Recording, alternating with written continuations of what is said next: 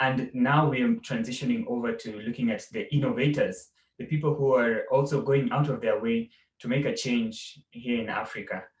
And that will now be our innovations segment of the event, where we are going to go through some of these projects that the young people in the room have come together to put. They'll talk us through some of what their projects are about, the kinds of impact that we can expect from these projects, and how they're solving today's problems, today and now. In the judging panel, we'll have three very distinguished judges who I'll let you know about as we get started. And they are the ones who are going to also weigh in on these projects, ask questions, engage with them.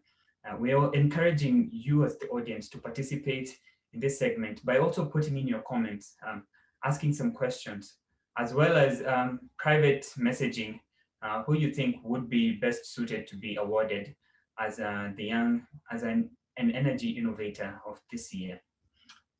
So that will be the session beginning just about now.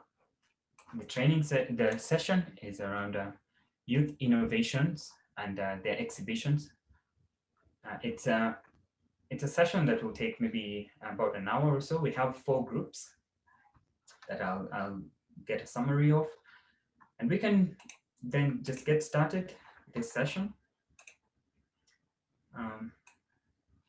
Sorry, just checking whether we have everyone in the room.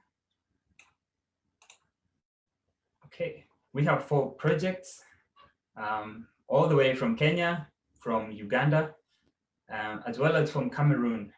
These are projects that initially we had submissions, over 20 projects of people. When we called out for a call of submissions, a call of expressions for which projects around Africa are taking shape, which ones are transforming the energy space, we received more than 20 applications. We managed to filter down these projects based on how inclusive are they going to be, how innovative are they, and how are they transforming various elements in the energy field in Africa. So we've finally narrowed down to 4 very promising projects, which we would like to take you through. Would like to also invite the people behind these projects to put in a pitch of why we think their projects are the best and should finally win this. And we'll also have an interesting judging panel.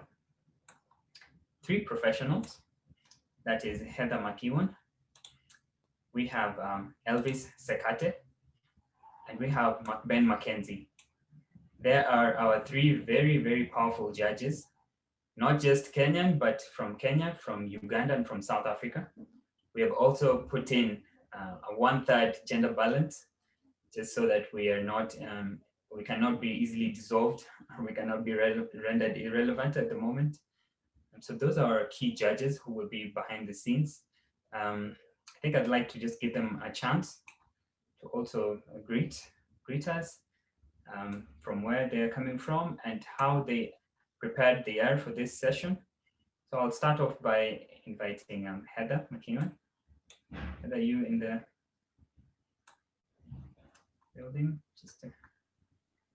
Okay. Can you hear me? Yes, Heather. Good to see you. Hi, nice to see you all from South Africa. Sunshiny day here. I'm looking forward to judging, looking forward to the innovation. It's been a great conference so far. Well done to you guys. Thanks for that. Yeah, we look forward to engaging more. We have Elvis Sekate.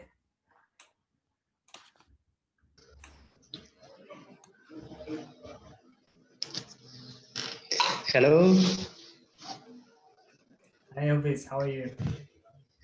I'm good. How are you? Good to see you today. Yes, good morning everyone from East Africa and all over the world. I'm talking to you from Kampala, Uganda.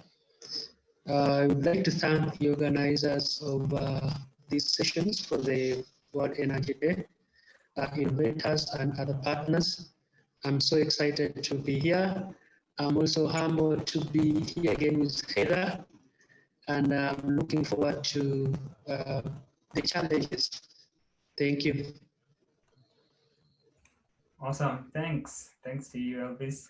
And finally, we'll have McBen Mackenzie. McBen was a speaker yesterday, well, a panelist, contributed a lot on energy financing. McBen, welcome. Hi, Warren, and good morning to everyone from the sunny capital of Nairobi. Really excited and really looking forward to listening to the innovations that are about to be presented. Thanks. Great, thanks. Thanks for that. Right, so I'll take us right to the first project that we have. And I'll read a bit about the project. And finally, we can have the project participants also chip in before we go on to our judges posing a question or two about their projects, and finally casting their votes. We're also asking the audience to listen in keenly, put in your comments or any questions you might have that these audience members, these project participants can answer. And finally, we'll have a vote. So then our first project is a milk cooling solution. And this was a project that hails all the way from Uganda. We Coolers provides farm-based solar milk cooling systems that enable dairy farmers to preserve their milk before it's delivered at the milk collection centers. The system contains solar panels that power a freezer with a unique adaptive control unit for smart ice making. The ice is then placed in specially designed milk cans together with the milk and can preserve the milk for more than 12 hours. So this seems like a very appropriate solution for communities that are in off-grid areas, for communities that are looking to increase their productivity. I'll then invite the project participant behind this project. First of all, maybe you can have a short video clip of this project and what they submitted. It was just a 1-minute demonstration of their project before they can finally speak. So Ruth, would you please put this video for us?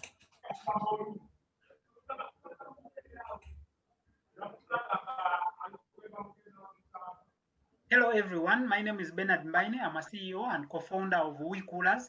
WeCoolers is an innovative solution that helps rural dairy farmers that are staying off-grid to increase their productivity by increasing milk quantities. We sell solar-powered milk cooling systems to rural dairy farmers that are off-grid.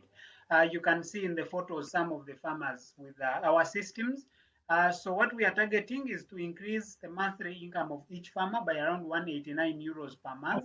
And we're also giving LED lights that helps customers not to use kerosene lamps. Hello, everyone. My name is Bernard. Great. Bernard, I see you in the room. You please Yes, take just a minute or two to expound further on this project and explain to the audience why you think this is such an appropriate solution before we hand it over to the judges. Thank you very much, Warren, and our audience, our judges. I salute you all. I'm happy to be here and present to you the WeCoolers. So my name is Bernard Mbaine. I'm a CEO and co-founder of the WeCoolers. I'm an energy expert, and I'm a renewable energy expert in particular, but I'm also a climate change advocate. My colleague, is my partner, Angela Mbaine, is in charge of our sales and marketing. So WeCoolers is a solution to help rural dairy farmers. So what we note is that currently Uganda produces over 2.2 billion liters of milk every year. And we have over 24,000 dairy farmers who deliver their milk to the different milk collection centers. So due to the limited access to electricity, especially noting that currently in Uganda, over 90% of the rural population have no access to electricity, you find that these milk collection centers use diesel generators to power their coolers, which in turn produce a lot of CO2 emissions that contribute to climate change. We also note that these milk collection centers are located in far distances from the dairy farmers. So what happens is each farmer has to move a long distance and they spend a lot of money and time to deliver their milk to these collection centers. we note that on average, each farmer moves about 5 kilometers either on a motorcycle or a bicycle to deliver their milk. So due to this, these farmers end up not delivering their milk, and at times they, reach the milk collection centers when their milk has gone bad because of lack of, cooling solutions at their home level, noting that they have no access to electricity. So our research shows that above 80% of the rural dairy farmers lose up to 25% of their income because of the unsold milk. And our solution, so we will provide farm-based solar-powered milk cooling systems that enable dairy farmers to preserve their milk for a longer period of time, and before they deliver it to the milk collection centers. So how the system works is our system is powered by solar panels. So the solar panels and the batteries power a freezer. A freezer is made with a special and adaptive control unit, which helps it in smart ice making. The ice is then placed in the cans, which are specially designed, and then the cans can preserve the milk for over 12 hours. So this gives farmer flexibility. For example, if a farmer milks in the evening, then they can keep the milk through the night and deliver it together with the morning milk, thereby reducing the times that they have, to use to go to the cooling centers. But also we have some cases, for example, where the milk collection centers are full and they can't accept more deliveries. So what happens is this system helps the farmer, gives him flexibility to cool the milk, and they can deliver it at any time. So what we are targeting is to reduce post-harvest losses that happen at the farm level, and in turn increase productivity, thereby increasing the income of these farmers. So our system also comes with 2 LED lights. So we understand that if a farmer is off-grid, probably they are using kerosene lamps, which also bring around a lot of health issues and lower pollution. So we have 2 LED lights that the farmer can use. So then they have to reduce emissions that come from these lamps, ordinary lamps, kerosene that they are using. And we also have 2 charging ports on our system. So then a farmer, this helps the farmer to charge his phone. And so we generally improve the life of this farmer where we are working. The value addition that we are looking at, our system will increase income of the farmer by around 89 euros every month. So then this is the value of the impact. And when we come to climate change, what is our climate impact? Is our system, each system reduces CO2 emissions of around 216 kilograms. And our target is, our overall target is, once we are fully set up and we have scaled up, we target to reduce around 2,650 tons of CO2 emissions every year with our systems. So that is the brief about the WEEE coolers and our system. We have already installed 2 pilot systems in the communities in the western region in Uganda, where we have, for example, the 70% of the milk that is produced in Uganda comes from the western region. So that is our target, our beachhead market. And we hope to scale up to the whole of Uganda and the East African region. We are happy to be here, and we look forward for questions from you. Thank you very much. Thanks. That was very insightful, Bernard. I'll now hand it over to our judges. Judges, would we have any questions for Bernard here about his solution?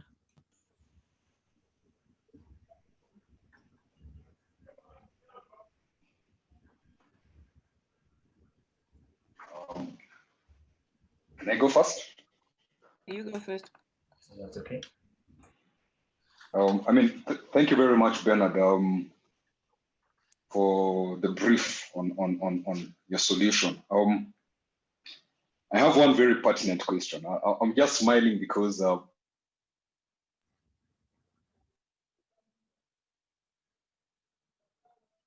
provided it's very familiar to me from GIZ. It is so familiar that actually the first photo in the presentation, I've seen that photo before. So anyway, maybe what I can ask is how different is your system from a similar system which exists, which has been done by the University of Hohenheim, which I'm sure you're aware of. Maybe that can start us off on everything. Yes, thank you very much, Mackenzie. What happens is we are partnering with a university in Germany called the University of Hohenheim. So probably if you must have maybe seen similar systems, probably in one way or the other. But what we are looking at is number one, we are looking at the uniqueness is that we are looking at locally producing this system, because currently most of the systems that have been around probably in Uganda, we don't have these systems yet. So probably in other countries, they are mainly, imported from either German or something. So what we are looking at is to locally produce these systems here. So then we can be able to develop the local market. We can be able to develop the local base, but also to reduce on the cost of the system. So the innovation is that in Uganda, we've not been having these systems, and that is where the challenge is. We've not been having any farm-based cooling solution at the moment. And then the other thing, what is unique from what other countries are doing is instead of importing and depending so much on the importations, we are going to, we have already started. Currently, we are working with the local manufacturers to produce the cans, and so we are looking at local production of these systems. So as to develop, the local production base and give employment also to the people. So, yeah. Can I follow on with a question? Yeah. Can you hear me? Yes. Yes, Thanks. please. Yeah. My question follows on from that, is that I just like to understand a little bit more about the business side of it. So I understand you're trying to develop them locally, but to the farmer himself, how much does a unit cost? Does he have to buy the unit? Can he rent it? And then does he have to pay for the cans? Or are the cans additional to that? If you could just explain a little bit about how the finances work on it. Thank you, Heza. So what happens with our first systems, the cost was around 4,000 euros. That is for the first system. So we noted that the cost of the system is a bit high for the rural farmers, not very high compared to its impact. Of course, the impact is way greater, but looking at the capacity of the rural farmers. So by doing local production of these systems, we are cutting the cost of these systems very tremendously by around half of this cost, because you don't have to meet very many charges of importation and the rest. So we hope that if we fully set up our local production capacity, we'll be able to bring the cost down to around 2,000 euros or maybe less, which is manageable for the system.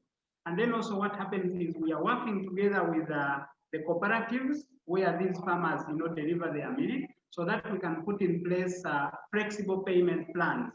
For example, a farmer can pay for the system within a period of around 1 or 2 years, so then it's not stressful for them. We have also approached some financial institutions here in Uganda who are ready to work with us so that they can provide some payment plans, maybe in form of loans, so that the farmers can, pay the systems within a long period of time. So then it's flexible for them. And the cans are additional, and they work fine? The system comes with one can, which is 40 liters. But with the request, for example, if a farmer has more milk, then we can be able to give additional cans at a relatively small cost. Yes.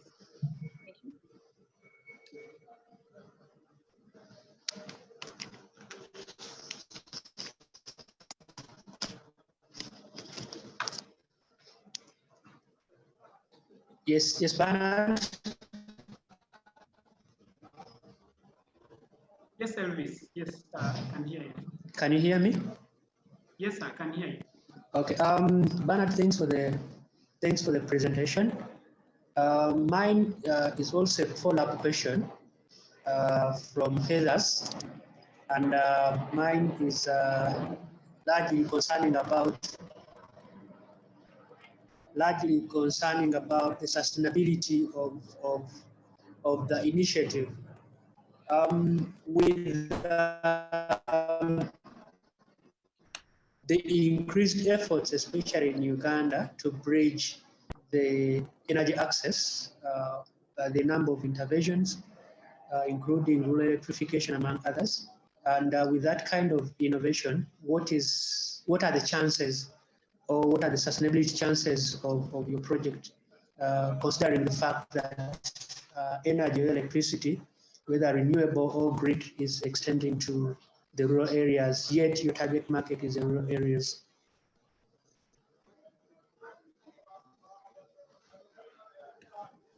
Okay, thank you very much, Elvis.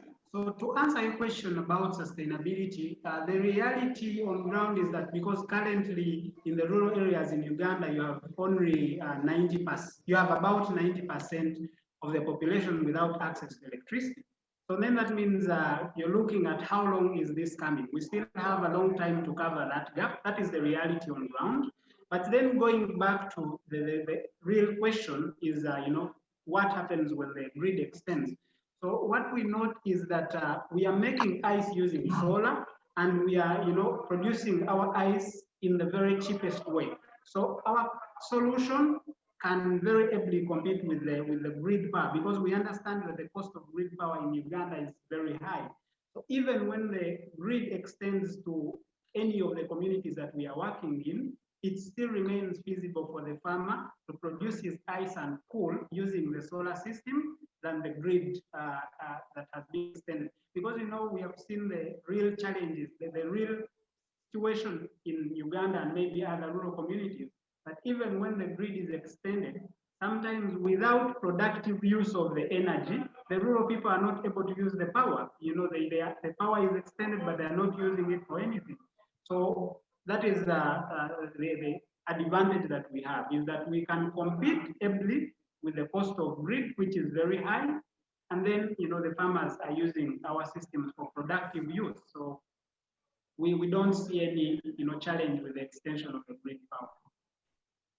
Thank you. So thanks, Bernard. Maybe just two final questions from my end. Number one, with regards to attribution to the development and deployment of the technology. So I'm curious to know who are the other partners that you've worked with regards to the development of that technology. And then number two, you also mentioned that you deployed 2 pilot systems already. So what are the challenges that you've encountered with regards to, the number one, what Heather was asking, the business model with regards to the, the sustainability of deployment, but also from a technological perspective, based on the 2 systems which you've deployed. What's your experience with issues arising? Thanks. All right, thank you very much, Mackenzie, again. I will start with the first question that asks about the partners. So we partnered with the University of Hohenheim. Currently, that university works with together with Faustan, who is their distributor of the systems. So those are the partners that we are working with. So even when we are doing local manufacture of these systems, we will have to have one item which is imported, which is the control unit that was developed by the university. Then the control unit is incorporated into the freezer, and the other systems work together. So they are our partners. We also work together with IRE, which is a company established in Germany that we worked with in the initial stages, but of course with the other partners who are supporting the initial stage of the project. So currently in Uganda, we are working with together with SNV, which has been very active in the dairy sector in Uganda here, and of course the other financial institutions that we've talked to that are ready to work with us, but of course formally not signed with us any partnership agreement. But very many people are eager to work with us because the dairy sector is a very dynamic one. It's a very productive sector here in Uganda, and there has not been any interventions to reduce either the emissions that are produced in the dairy sector or to try and reduce the post-harvest challenges that are faced in this sector. So very many partners are ready to work with us. Looking at the second question, which is the challenges, As I mentioned before, one of the challenges that we've seen is the cost. So that has already been identified that the cost was a bit high for the farmers. So we are trying to now work on reducing the cost. Technologically, we've not had any challenges with the systems, that is the functioning of the systems. I will frankly say that we've not had any issues with the systems.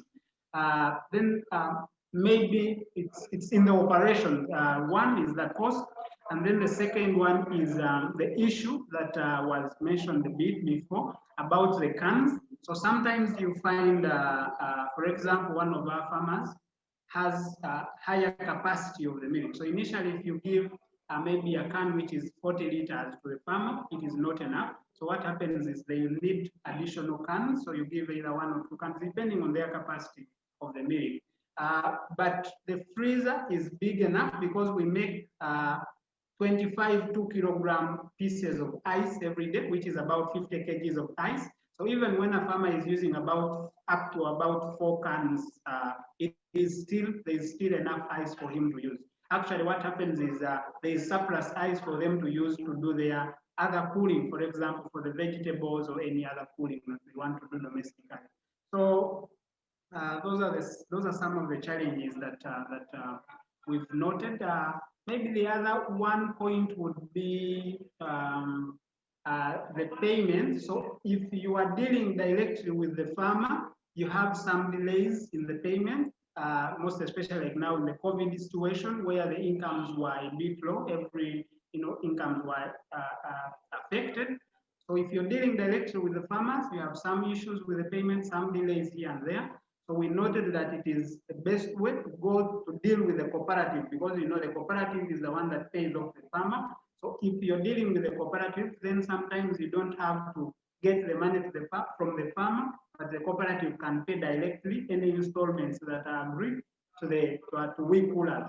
So you don't have any issues with the payments, the delay in the payments. So basically, those are some of the challenges that we've noted, and we are trying to solve one by one. But of course, it's a learning aspect. As we continue to scale up, we continue to learn a few things, and the farmers also continue to adapt to the system because it's a new system. So the farmers continuously adapt to the system. There's one time when you visit the farmers and you learn one new thing that they have adapted to and tried to do it in their own way. So it's a learning process for both us and them. Thank you. Can I follow up again with another question? Sure. So Bernard, just some technical details, the size of the panel and the battery size, and then the guarantee on the battery. Okay, so the panels, we have 150 watt panels, 4 of them. So that means you have 600 watt peak of the power. And then we have 65 Ah batteries, 2 of them. So what happens is, because the system has a special control, the freezer has a special control unit. That is the key thing in the system. So this control unit is adaptive. What happens is it is able to detect how much energy is being generated. So that's why we have small battery capacity compared to the normal, what you would expect. But because of the control unit in the system, it is able to adapt. For example, when the sun is a bit low, then the system switches off the generation of ice, but uses the battery to maintain the ice where it was. So that is why we are able to use a small battery capacity. But it is very sufficient together with the LED lights that we have, and it can, it has never gone off all the time, no matter the bad weather. And the guarantee on the battery? The guarantee is, of course, the lifetime goes up to more than 4 or 5 years, but the guarantee that we give to the farmers currently is 2 years. That is like the warranty, but the lifetime goes beyond 5 years. Fantastic. And then the temperature of the milk, is that measured the temperature of the milk? Do you measure the temperature of the milk? Of the milk, yes. So what happens is, at milking, milk is around 28 to 30 degrees Celsius. So we cool this milk to around 4 degrees Celsius. So that is, you cool it to around 4 degrees Celsius, and this is maintained for a period of around 6 hours, and then it starts to raise up, and it is maintained at around 20 degrees Celsius for an additional period. So the total time is 12 hours, and the milk is still within the recommended temperatures. But initially, it is freezed up to 4 degrees Celsius, which is way below the recommended temperature, so that you avoid the multiplication of the bacteria. I think that's fantastic that the temperature is measured. And Yeah. the other question I wanted to ask, and I love the idea that you could milk in the evening and keep it overnight and then only do one transportation trip. I think that's a huge advantage. So in your $89 that the person can save per month, does that include the transportation costs, or is that purely an energy cost? So what we did in this calculation, we considered the increase in the milk quantities, because what happens is with these farmers, we noted that most of these farmers were not milking in the evening because of they don't want to go through that hassle of either delivering the milk again, because we know that sometimes the evening milk is slightly lower in quantity than the morning milk. So some of these farmers, because they don't want to deliver it over a long distance, so they ignore the milking. So for the people that we have given our systems, they are constantly milking in the evening because they are sure that their milk is going to be kept all night until morning. So this, the calculation was based on the increase in the milk quantity only. But we are very aware that there is an increase which is in terms of the transport cost that is saved. So that is what we have monitored so far. But if we do more calculations and more evaluation on the total impact of the system, there is of course definitely a bigger impact, because for example, you consider that a farmer in the evening was going to transport the milk, for example, on a motorcycle for a distance of 5 kilometers. So you have carbon emissions from that motorcycle over that distance going and coming back. So that means you have additional, saving in both CO2 emissions, but also the time and the money, because the farmer then will use that time to do other productive activities on the farm instead of going to the milk center. Thank you. And my last question is, and it relates to carbon, because I think that is huge in terms of maybe getting into the carbon markets at some stage. But you said that you'd save 216 kilograms of carbon dioxide. What was that for? Was that per fridge, per month, per person that had it? And just to clarify the units, and then you had 26,000 tons of CO2 per year. Did that depend on the number of farmers, or was it per unit that you put on the ground? Yes, so this calculation, the first one, which is a system, this is the saving of each system every year. So how this happens is, for example, if you cool 30 liters of milk from the farm using ice over a night, that means that you're saving a certain amount of emissions at the milk collection center, which would have been used to cool that milk, but you cooled it with solar and your ice at the farm. And then the time you deliver this milk, even at the collection center, it is at a lower temperature, for example, maybe 20 or less temperature compared to the 30 normal temperature of milk delivery. So all that is a reduction on the amount of energy that they would have used at the collection center to cool the milk. But we know that the sole provider of power at the collection center is a diesel generator. So you're reducing the runtime of the generator, which translates to amount of CO2 emissions from the diesel. So that is the basis of our calculation. And then what happens with the total impact of the climate is we considered our beachhead market, so which is a certain number of farmers, and we considered 60% share, which is our target. So the 60% share is the target of the total beachhead market that we want to conquer. And then we calculated using a single system and then multiplied by the number of systems that would have supplied if we conquer our beachhead market, which is 60%. And then this translates to a certain saving of CO2 emissions for the whole year. So that is the basis of our calculation. Thank you very much. Thank you. Thank you. Great. That was very insightful. Thanks, all our judges. Thanks, Heather. Thanks, Elvis. And thanks, Mukbang, for your questions. I will now maybe allow you a couple of minutes as you just put in your final thoughts on the votes, especially on the judgment. In the meantime, I'll get straight to our next project. We're getting ready. Our next project is a bit more on the trends with what's happening all across the world. The COVID-19 pandemic, which has, well, it came around and it has disrupted so many systems around the world. But one of the aspects and one of the most surest way of slowing and at least preventing further spread of this virus is actually through hand washing. As simple as it may sound, hand washing with soap and water can have a huge impact on personal public health. It's very crucial, and it's an effective way to limit the spread of COVID. Through washing hands, this could serve as a means to which we get to reduce the spread of the virus, as well as other viral infections, which could come as a result of poor sanitation. So with us is a project on a solar-powered hand washing machine. The project participants behind this are William Tunsi and team. I'll just ask Ruth to play a clip of their video before we finally invite them to also give us a pitch of the idea, and we can have our judges pose their questions.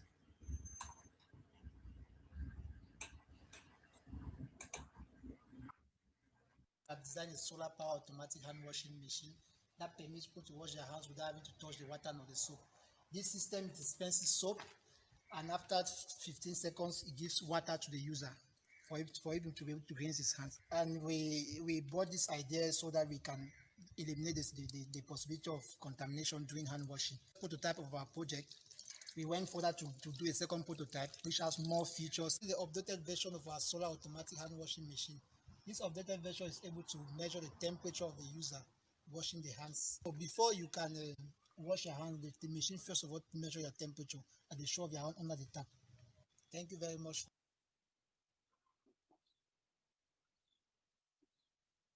That was a short clip of the project. Willie, are you in the building? Maybe you can also take us through your project summary. Yes, I'm in the building. Okay. Thank you very much for giving me the floor to present what my team and I has been doing during this period of COVID-19. And I'm going to run through what we have been doing so far. So my team and I compose of both masters and PhD students from the Pan-African University. We came up with an idea to design and fabricate a solar automatic hand washing machine with temperature measurement and SMS alert. So we know hand washing is a very simple thing to do, and it's one of the first recommendation by the World Health Organization to limit the spread of transmissible diseases related to health and sanitation. Africa as a continent as a whole has been faced with a lot of diseases that are related to health and sanitation. We have had cases of the cholera virus, which came up back in the years and affected the continent so much that we recorded a large number of deaths on the continent. And well after that, we have had cases of Ebola, the Ebola virus, which made its appearance as well and affected a good number of African countries. And we know that the situation in those countries were very, very pathetic, and we recorded a large number of deaths as well. And now we are faced with the coronavirus, which made its appearance last year, the end of last year, especially in December. And from the last check, we are the corona cases in the world has reached about 4 million, and it's keep increasing. And for this, you will see that the similarity with these pandemics is that the first recommendation is appropriate and frequent hand washing. So, and this is a very cheap means for everybody to be able to do in order to reduce the spread of these diseases. So we thought it wise that we, nevertheless, though it is easy to wash hands, but one can also get infected by the disease, especially when the hand washing is in public stations, and especially when you have to touch the soap vessel and the tap turning, opening the tap and closing the tap, you can easily get infected as well. So we said, we thought to ourselves, why not come with a system in which you can wash your hands without having to touch any surface? So that is how we came up with the solar-powered automatic hand washing machine. And in addition to that, since body temperature is one of the rise in body temperature is one of the signs and symptoms of contamination of the corona, so we thought it wise that we could incorporate a temperature measurement unit on our system on the hand washing machine in such a way that while you wash your hands, the machine is able to check your body temperature, and not stop at that level. We thought it that we can also add an SMS alert in such a way that if the body temperature measure is greater than the normal body temperature is 37 degrees, the system sends an SMS alert to designated numbers. And so far we have included the SMS alert of the nearest hospitals, and also the people in the facility in which the machine is installed. So how does the machine function? At the show of the hand under the tap, the machine dispenses liquid soap for a second, and gives you adequate time, like about at least 15 seconds for you to appropriately scrub their hands. We gave this time because we have realized that with manual hand washing machine, people don't really take time to scrub their hands. At the immediate they receive soap, they take some 1 or 2 seconds, then they just cleanse their hands and go away. So we give you enough time to appropriately scrub your hand, then we dispense water for the next 15 seconds for adequate rinse from the hand. And then I also have now our machine, in order for us to have an idea of the water level in the drum, in the water tank, which we are using, we incorporated some sensors to be able to display the water level. And also the next development is also to put an automatic refilling system in such a way that the people with in which the machine is placed, they don't have to worry about refilling, so the machine automatically refills itself. So with the temperature measurement unit installed in the machine, once the machine checks your body temperature while you are washing your hands and displays it for you to visualize. And if your body temperature is high, like I said, it's going to send an SMS alert to the people in which the machine is placed, and also to the nearest health facility, indicating that there is somebody, maybe he has an issue. And also he also advises you to go to the nearest health facility for checkup.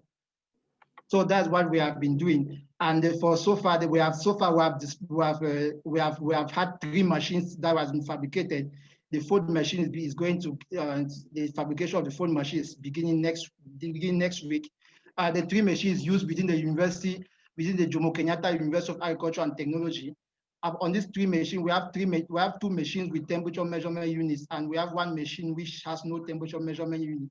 Actually, the one with no temperature is the first version of the 3 prototypes that which we have designed. So we are moving, the project is under development, and we are having the commands which are coming, so we are producing as we can. So far, the optimized cost of production of machine is at $310 US, and we don't target specific people for the machine. We target like institutions, especially schools, both universities, secondary school, primary schools. As you can see, the machine is already being used in the Jomo Kenyatta University. And we also target organizations like churches, mosques, and we also target supermarkets like malls.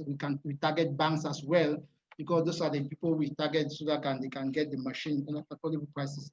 So basically, that's what we have been doing. And and since April, the machine has helped a lot with within our immediate community, and it's serving the population. And we are moving towards the next stage of our project, which will be unfolded very soon. Thank you very much. Thanks, Willie. That's great. Can we have the input from our judges then? Okay. Can I go first? No problem, Ramis. Go ahead. Willie, thank you for the presentation. However, from an energy point of view, I would like you to explain further how that machine works, what equipment we have in place. I'm talking about the energy point of view. You've explained very well from the user point of view, but would like to understand it from the energy equipment you have in place. What are their capacities? How do they operate, and so on and so forth. Thank you. Well, thank you very much for that. Actually, the machine is powered by a solar panel. We are having we have incorporated a 10 watt solar panel which powers the few electronics component that is being used in the system. We have a battery bank, a small battery bank of 7 ampere hours, which is being charged from the solar panel. So the machine basically have very small components, electronic components, like we are using small LCDs, the ultrasonic sensors for hand detection and water level measurements. And when we estimate the power demand of our machine, whether that is the current drawn by our machine, we are actually about in the neighborhood of 800 milliampere hours. So far, our power system has been able to adequately supply our system with the adequate power. So as far as the autonomy of the machine is concerned, we are having an autonomy of 7 hours during the daily. So the machine can run for 7 hours all through without interruption in case of bad weather, and that after that you will need recharging.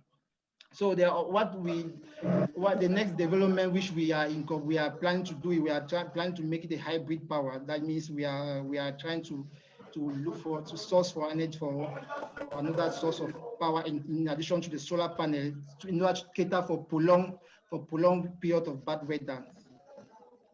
Thank you. Great. Just a follow-up one. Could you explain us why you chose solar instead of other alternative forms of energy? Thank you. Actually, we chose solar because solar is available. Solar is a form of energy which is available for all, and it's freely available, and it's abundant, especially in this area of Kenya where we are in Juja particularly. We have abundant sunlight here, and that's why we chose solar. And also the solar panels over the years become very cheap. So it's very affordable. So the 10 watt solar panel costs us 1,000 shillings, and also with the battery, the 7 ampere battery costs 1,000 shillings. So the solar is available, the solar energy is available, and also the components have become very cheap and are also available, and are also locally available around. Thank you. Thank you. So can I ask a question then? No problem. Go ahead, Heather. With the water tank, I like the fact that it's got a sensor on it, and then obviously it needs to be topped up. Is the solar the source of the energy to top it up, or is it connected to a municipal system? I'm not understanding where the additional water is coming from. Actually, okay, thank you. Actually, the machine has a 70 liters water tank that is placed under the machine. Now, the water is being connected from the tap that is in the facility in which it's installed. Like, for example, the one installed, the one at the entrance of our university, we are having it's connected by, it's being refilled from the tap that is near the entrance of the university. So the automatic refill is in the sense that we use a pipe that is you connect at the mouth of the tank, and the system now automatically detects when the water level is low, it automatically actuates the opening of the water inlets, and so water enters a drum. So when the water level is at the prescribed level that is high, the system automatically closes the automatic refill. Okay, thank you. And one last in terms of maintenance, once you've sold the device to your target audience, is there some maintenance and calibration of the thermometers and things afterwards? Yes. What we do is once we deploy the machine to our customers, we give them a period of 5 months of free maintenance. So it means that if there's any issue with the machine, we come there and do the maintenance free of charge. And also we also instituted a routine maintenance every 2 weeks, where we go around our machine, and then we check if there's any calibration to be done. And then we do what we have to do. Maybe there's some little cleaning, given the fact that we are in a very dusty area. So we do some little cleaning and then do some little adjustment. So that's what we do so far for the machine which we have installed. Thank you. Thank you very much, William. So my 2 questions would be, number one, thank you very much for the technology. It's really timely with regards to what you're going through right now. Thing is, we've seen quite a number of these hand washing machines popping up, especially in the last 6 or 7 months.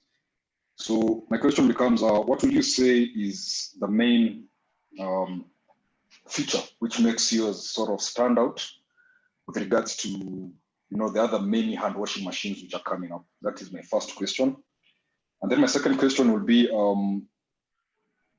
with regards to commercialization, because clearly I like the fact that you have an idea of your target market. So basically you're looking at institutions and schools. I like the fact that you are actually also thinking about the after sale customer support and all that.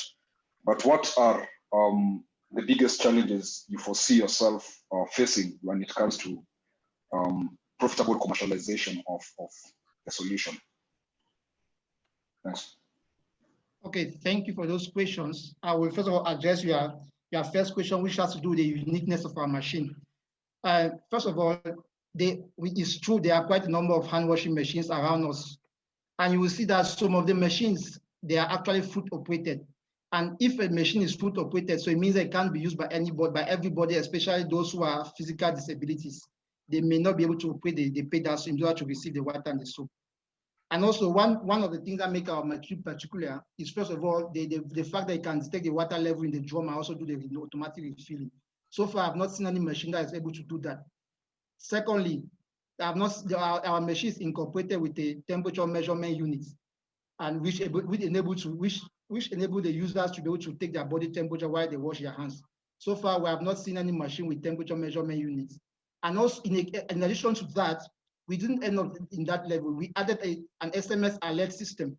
So it means that once your temperature, the body temperature measured is higher than 37 degrees, automatically the machine is sending an alert to probably, since we send an alert to the nearest personnel in the facility where the machine is placed, or the nearest person, which is the dedicated person. And also we send also an SMS to the nearest health facility.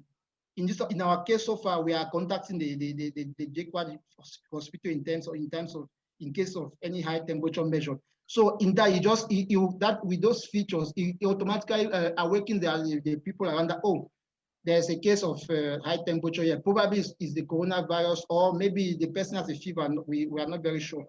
And also the machine tells the person, you have an issue with your temperature, so go for medical checkup.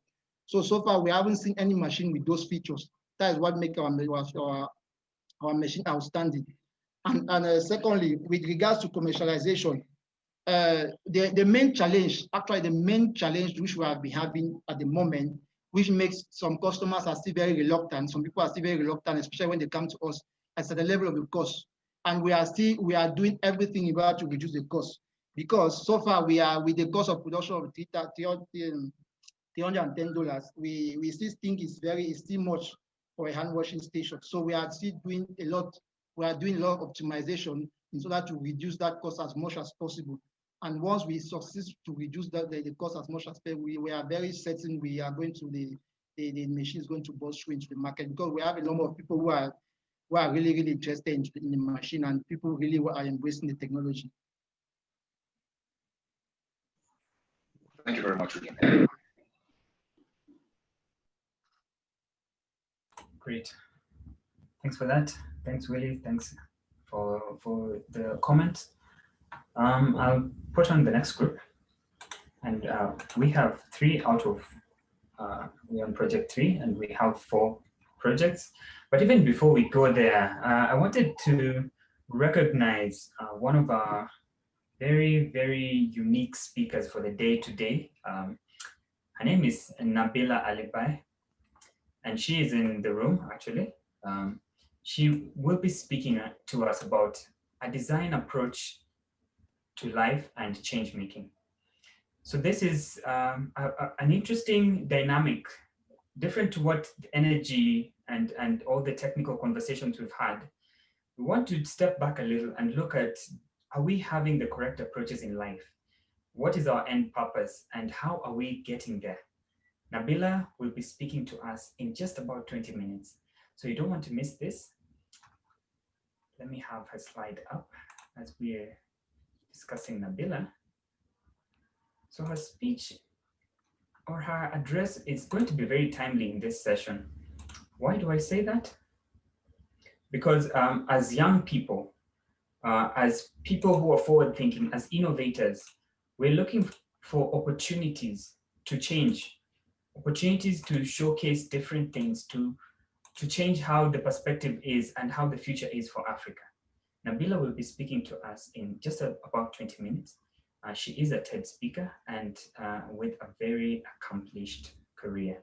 I'm going to be reading her profile after we've had the two groups present. So this is what you're looking forward to. Don't drop on the call. We want you here to see and experience for yourself. So ladies and gentlemen, without further ado, let me proceed to the next group.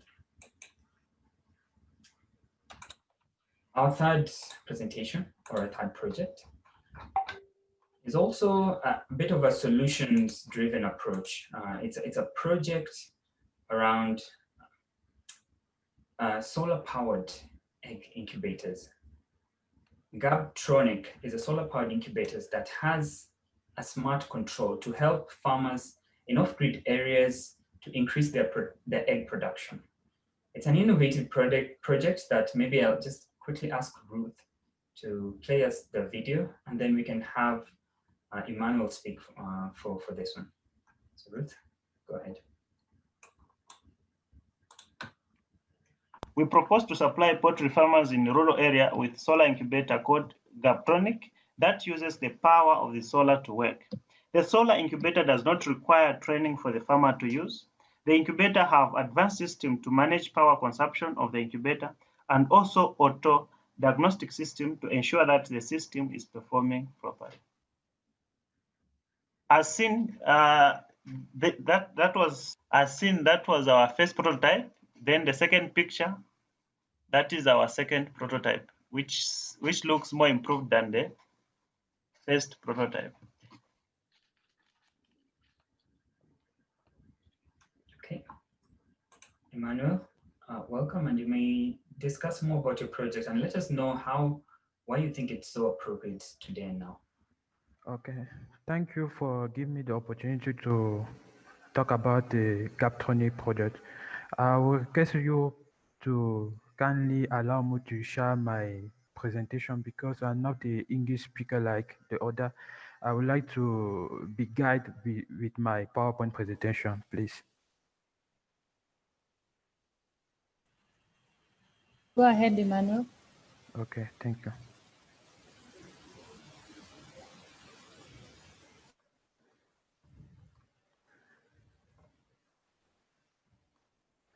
Okay, thank you once again to give me the opportunity to share with you the project branded as Gabtronic. Let's begin by the problem statement. In Africa, poultry farmers, especially those from rural areas, are facing several problems that significantly slow down the development of their activity. Among these problems, we have the lack of hatchery, which represents the most important link in the poultry production, followed by the lack of electricity to power the egg incubator. We also have the high cost of egg incubator on the market, making it difficult for the farmer to buy. Finally, we have the additional cost due to the importation of one-day-old chicken from town or elsewhere to the farmer. To solve this problem, we are using the automatic solar-powered egg incubator branded as Gabtronic. Let's look what makes Gabtronic special and unique on the market. We have, first of all, Gabtronic can be powered by using either AC or DC power supplier. Gabtronic has an optimized power management system that ensures that the incubator operates on low power consumption. We also have an auto diagnostic system that can automatically detect a fault and during the operation of the incubator and either fix it or send an alert to the farmer through a GSM module. Gabtronic has a very friendly and intuitive human machine interface which operates like a smartphone that allows the farmer to communicate with the incubator without any problem. The last is Gabtronic is very cheap and affordable for farmer. Why is Gabtronic very cheap? Because during the designing of the solution, we try to look at the material locally available on the market, which has the same property like the conventional one to know the conservation of heat energy. Also, we design our own controller. Instead of buying the controller from China, we design our own controller to perform all these features. So that the second version of Gaptronic with a capacity of 500 egg costs $630. This is very cheap for farmer. Okay, let's get a look at the advantage of Gaptronic. First of all, Gaptronic, by increasing the chicken production, has a significant impact in reducing the undernutrition of Africa population, especially in sub-Saharan Africa. Also, in addition, Gaptronic has a significant impact on the economy by promoting job creation. Finally, let's get a look also at the business model canvas of Gaptronic. Our first customer target is farmer, low-income family, and the relationship that we are going to privilege between us and our farmer is demo, because we need to show them that the project is working. And the channel is direct is face-to-face business, and we are going also to use social media to make more communication, publicity, and adversity. And the value proposition is like the value, what make our product different. We have the cost reduction, we have the time saving, we have the better performance and less risk. Okay, thank you for your kind attention. Thanks, Emmanuel. That was very short and sweet. I'll now hand it over to our judges. Any questions that we might be having?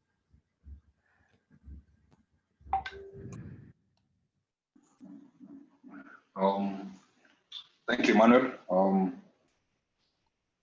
Sorry, I missed which country are you presenting from, Candy? Because my question would be with regards to the local context of where you're presenting from. How does what's your perspective with regards to how your solution fits? You know, the particular local context that you're talking to us from. Okay, actually in Kenya, because I'm in Pan-African University, I've got a scholarship this year. But before coming to Kenya, I designed the solution in Cameroon, particularly in West region. And my father is a farmer, and my study was being she take care of me. She took care of me with the money that she earned during the activity with poultry farming. And during the activity, I asked him why you don't buy an incubator, because there is a delay when you order the 1 day old chicken. There is a delay. Maybe it takes 3 months before coming. And she was always complaining. And asked him why you don't buy an incubator. She said, if the incubator has a problem, which is going to fix it for me? I'm asking again, why you don't directly buy the cheaper incubator for China? She said, there is no maintenance in Cameroon, and if the incubator has a problem, we can't fix it here. And I look at it, and after obtaining my bachelor degree in mechatronics, I tried to come up with a solution that can help my father to perform his activity, and also my community. And actually, she's using the first prototype that I designed in Cameroon to increase his production. Thank you. Thank you, Manuel. Really nice system that you've got there. And there's obviously been a huge improvement from the first to the second version, which is nice to see. Do you have any pilot examples on the ground where you're actually using the product? Come again, please. Didn't hear you properly. Do you have any examples of your product that you're using in the community or that you are testing on the ground? Yes, actually in Cameroon, my father is using the first prototype, and here in Kenya with JKUAT University, we are designing the second prototype. And next week, I think that we are going to test it because it is already in the lab tree. We are just waiting for the egg to test it again here in Kenya. Thank you.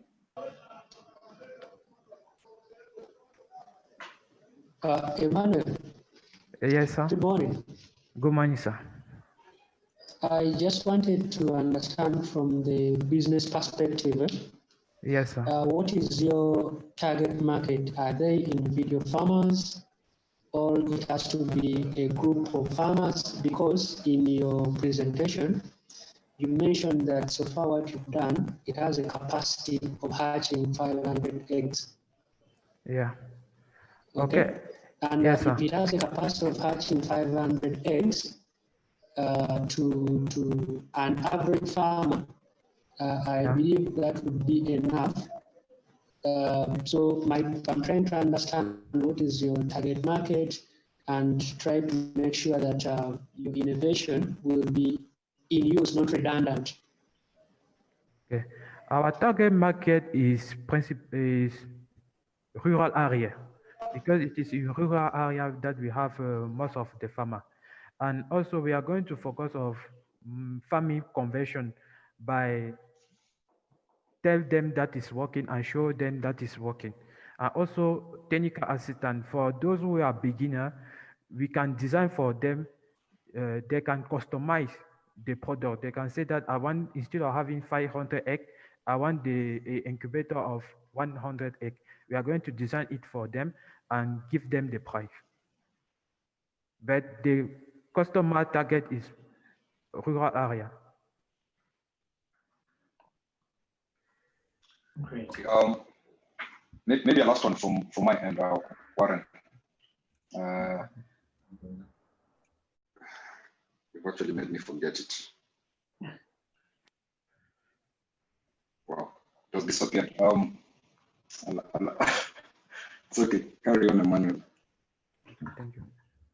Okay, great. If it comes back before we're done with this session, then you can just pop it up. But I'll move on quickly to our final project. And ladies and gentlemen, you'll notice that these projects are driven by young people.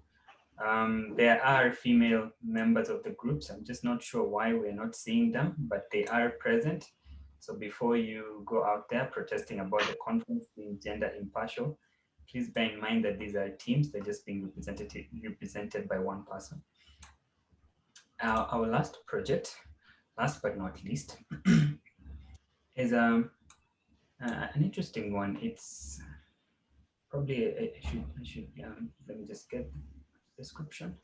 Okay, Salimia Energy is a startup here in Kenya, and they are focused on delivering new energy solutions to the marginalized and rural communities. They have amongst their products solar lamps, clean fuel briquettes, and that's the focus of this discussion, and how these fuel briquettes are transforming the area, the region, just in Africa in general. One of the representatives who was supposed to join the meeting is actually currently in the northern part of Kenya, where the connection is a bit low, but we have yet another representative in the room. So I'll ask Ruth to play their video very quickly around Salimia Energy, and we can have one of the representatives talk. Thanks, Ruth.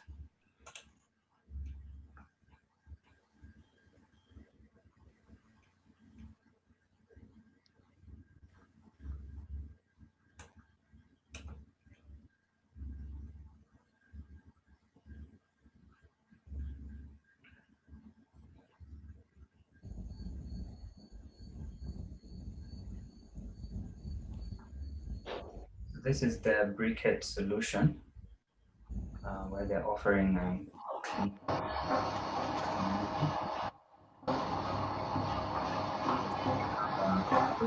facility to create these briquettes. Victor Nyongesa, are you in the room? Maybe you can also take us through very briefly about your project, and we can have our judges weigh in.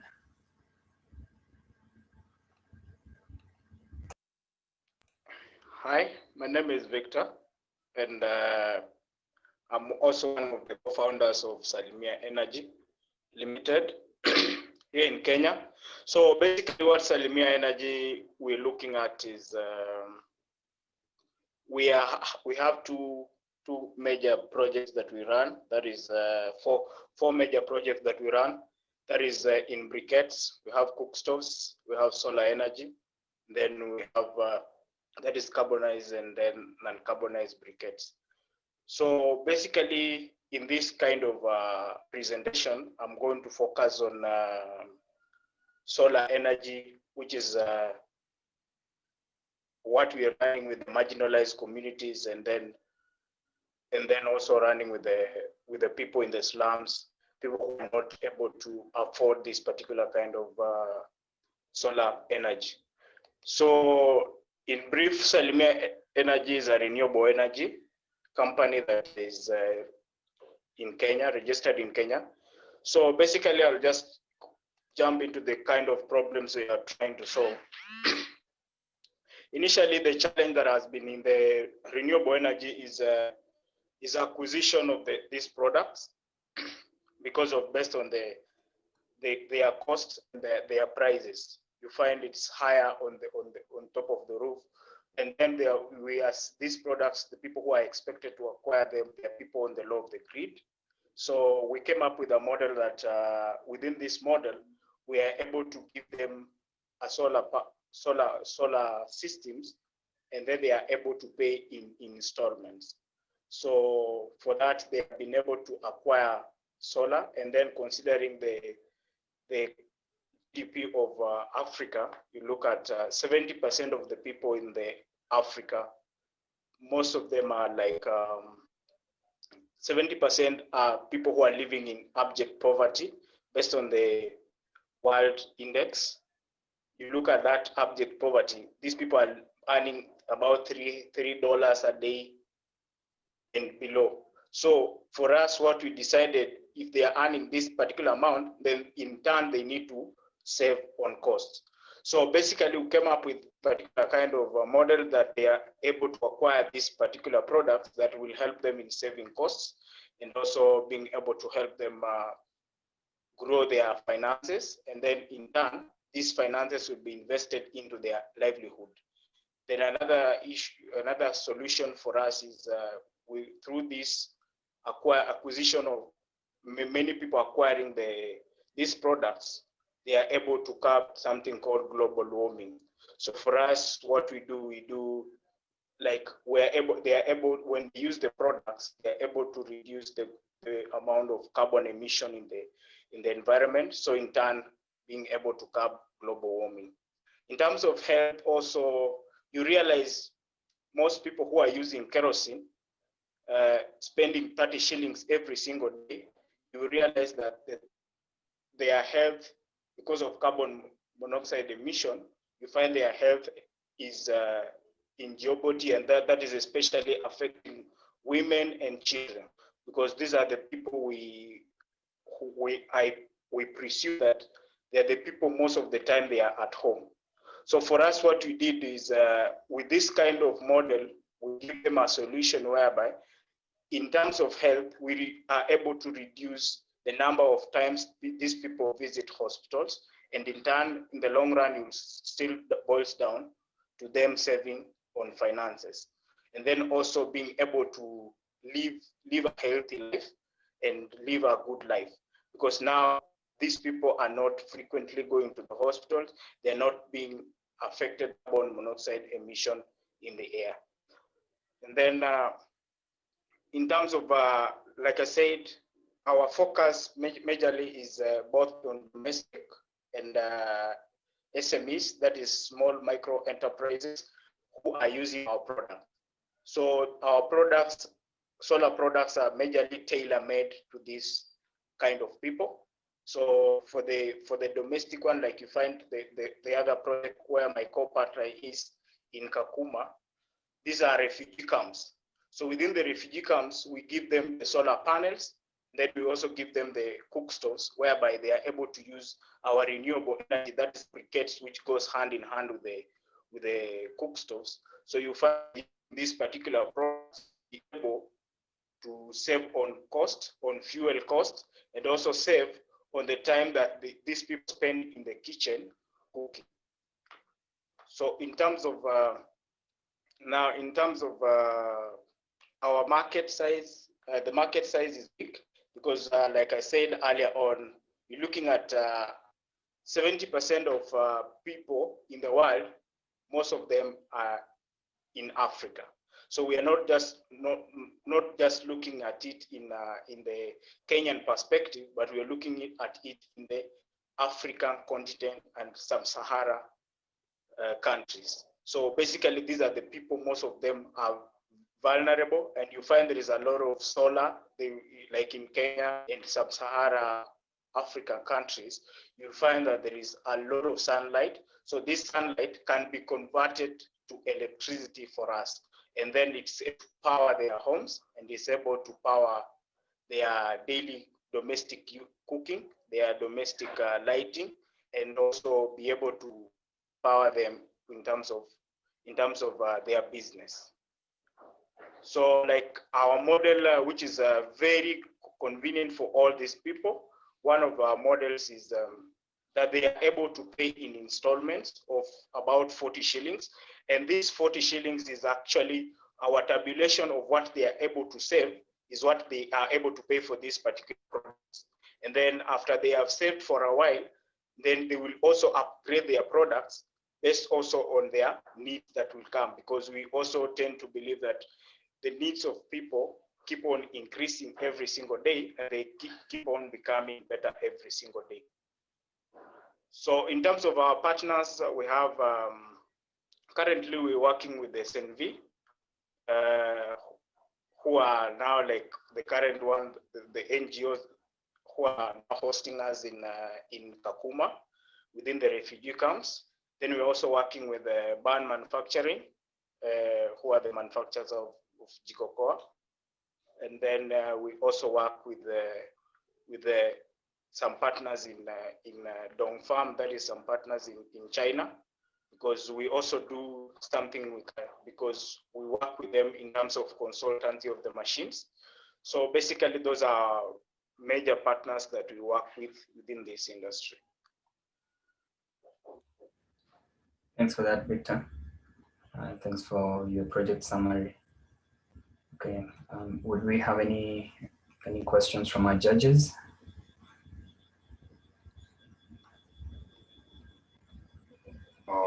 Maybe I can go first. Thanks, Victor. I mean, it's good to hear the kind of work you're doing with regards to providing clean energy solutions to the populace. Maybe it doesn't come out clearly, but so apart from, or rather, what's the innovativeness? What's the uniqueness in what you're doing? You basically presented to us a renewable solutions shop, so which deals with an array or a portfolio of products, if I've gotten it right, from briquettes to solar solutions to cook stoves. So what is it that you're doing that probably you think is unique? Is it the product portfolio? Because you've not really mentioned about any unique product that you are, for example, making, or is it a model that you are using to deploy these products? You know, what would you say is ultimately what you're doing that makes you stand out, makes you even have applied for this challenge? Now, one thing that makes us stand out in terms of our product, and also they are actually, I'll handle it in two categories. You look at the product, and then you look at something called our model. So our model stands out because it's able to reach more people, it's able to reach the people who most deserve, or who are most vulnerable to be able to acquire these products. And then in terms of our products, what we're doing, like I had earlier mentioned, we're doing 3 different products. In terms of briquettes, you look at terms of briquettes, we are able to get the waste. We are able to convert the waste into renewable energy. So in that context, you are able to achieve whatever that was supposed to be thrown away, it's turned into energy, so it's not a waste anymore. And then in terms of solar panels, what we do with the solar panels,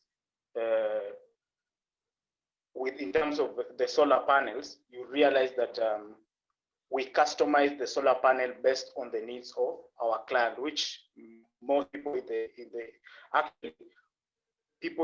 our competitors in the market have not been able to achieve that. So what we do, like if someone has let's take for instance, wants to use the solar power to lighting, wants to use the solar power to cooking, wants to use the solar power in terms of running every gadget in the house that they are using, we are able to customize that, and then we are able to give them a payment model that they are able to achieve. So your market is the domestic market then? Basically, our market is not like we have a domestic market, then we have an SME market. Majorly, we in Kenya we call them the small retailers. We'll call them the mamambogas, the people who sell vegetable, say food on the streets, because these are people who need this solar most. You'll find that most of the time they don't have lighting, and we realize in our piloting project, we realize that they will have to hire a solar power for, I mean, not the solar power necessarily, but they'll have to hire light, which is charged from the light that are imported from China, which is chargeable by electricity. They'll hire it at a cost of between 30 to 50 shillings, be able to light for 6 hours. So we decided that we'll give you a solar panel plus lighting, where you'll be able to charge with the solar, and do just whatever you're spending on 50 shillings, give that back to the buyment of your product, give it back to Salimia Energy. And the source of your solar panels? Are they local, or are they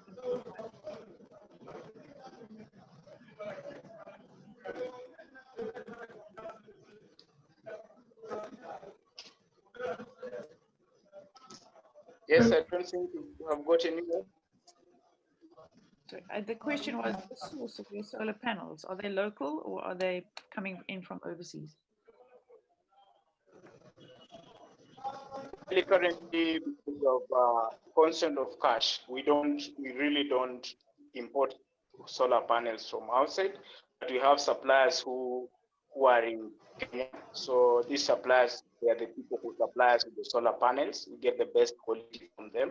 Then we are able to assemble a system for them, which now we target with our own system, where we can be able to track we are able to track the usage, every detail that is needed, because we have a system that is able to capture the usage, the power down, and all those things.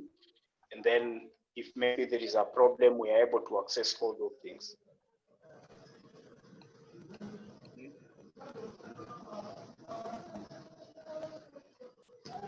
Victor, if Yes. I may come in now,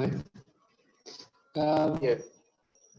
Just like Mark mentioned it earlier on, also struggling to pick out your niche. Because again, you have an array of products or solutions that you offer. I want us to focus on, from my understanding, I'd like you to focus on the fuel briquettes. Please take me through the solutions and the fuel briquettes and the need and probably the impact. Now, basically, in terms of the fuel briquettes, we have macadamia nut that is waste. That is the macadamia nut that is waste. That is supposed to be thrown away by other companies. Like we have Django nuts who process macadamia. So these shells, macadamia shells, they throw it away. So we looked at that niche, and then we can be able to make briquettes out of this. Then tagged along the cook stove that we are selling, that these people can be able to use the briquettes to be able to convert it into energy, renewable energy. So basically for this macadamia, we are able to carbonize them. Then after carbonizing them, we are able to turn them into briquettes now that are used by domestic farmers. The domestic farmers, we have people who are, let's say, domestic households. And then also, in terms, there's another kind of cake that is called non-carbonized. So with the non-carbonized briquettes, we are able to convert in Thika. We live in Thika, whereby in Thika there is this pineapple waste and everything else. We convert them into also briquettes that are now used by industrial for cooking. That's like the other video you've already seen. These are used by hospitals. They are used by in the industries to run their boilers.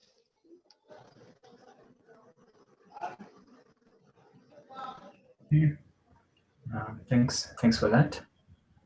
So Victor, this has been such a pleasure. Thank you for your time. Thank you to all participants who have participated in this exhibition.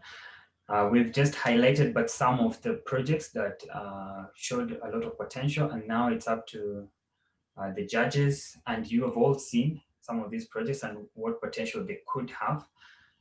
So we would like to get the winners. The judges are busy working on selecting the winners. And in just a couple of minutes, I'll be letting you know the outcome of that session of the judgment and who are going to be our exact winners for this. The winners of this category are so exclusive. It's classified information. And it is so classified that as the MC, I'm not privy to it. So guess who has it? Trevor Reese. So I give it back to you to unveil the envelope and announce the classified information. Let me get the envelope. It's a top secret. So, and it probably had to be this one at this special moment. This is the solar-powered hand washing machine. So huge congratulations to all of you.